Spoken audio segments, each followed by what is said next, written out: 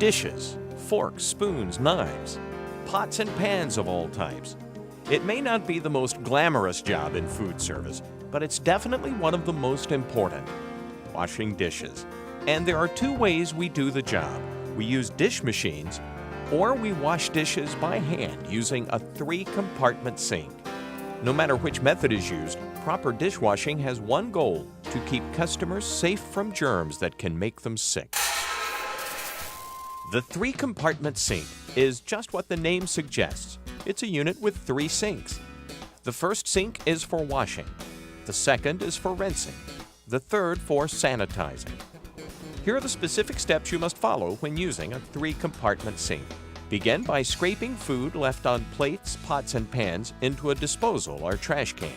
Then wash the dishes in the first sink using clean hot water and detergent.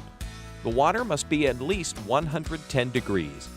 When washing, don't let the wash water get too dirty. If you're doing a lot of dishes, you'll probably need to fill the sink with fresh water and detergent several times. After scrubbing dishes thoroughly, use the second sink to rinse off the soap. Then in the third sink, the dishes and utensils soak in sanitizer, which kills any germs that may linger.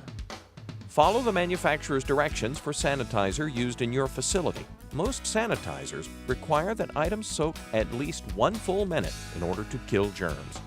Sanitizer also has to be strong enough to be effective. So whether using a dish machine or a sink, use a test strip to measure the sanitizer's strength.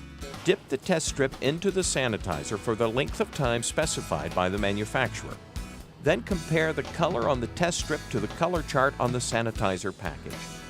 If the sanitizer is too weak or too strong, follow the proper steps to correct the problem.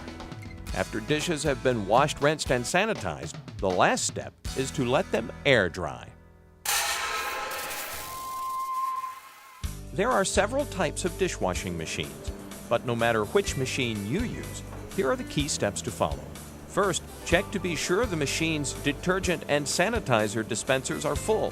An empty container of either detergent or sanitizer won't do the job. Next, scrape all loose food from plates into a garbage or disposal. When loading dishes and utensils, be sure that surfaces touched by food will receive a direct spray of wash and rinse water. Follow directions to avoid overloading the machine. Unless otherwise specified, the temperature of wash water should be between 140 and 160 degrees. After the wash cycle, the rinse water must have enough force to remove all detergent. Check the rinse water pressure gauge. It has to read between 15 and 25 psi. If the machine sanitizes dishes by using hot water, be sure the temperature gauge shows that the water is at least 180 degrees. Some dish machines spray sanitizer on dishes to kill germs. Again, use chlorine test strips periodically through the day to make sure the sanitizer is the proper strength. Once out of the machine, you let dishes air dry. Before handling clean dishes, make sure you wash your hands so you aren't cross-contaminating between dirty dishes and clean dishes. Proper dishwashing requires one other thing: a great attitude. Sure, it's hard work, but it's one of the most important jobs in food service. It's your job to make sure that food is prepared and served on clean, safe dishes. In this training course, you've seen that serving safe food is a matter of life and death, no matter where you work in food service. In the city, in the schools, in the bush, on a cruise ship, on the Alaska Railroad, or at an exotic location like a remote Alaskan lodge. It's your job to keep diners from getting sick. Again, here are the key steps to serving safe food in Alaska. If you're sick, stay home. Wash your hands correctly and wash them often. After using the bathroom, taking out the trash, before and after handling food, when you touch your face, cough, or sneeze, and before you put on gloves. Remember, time and temperature.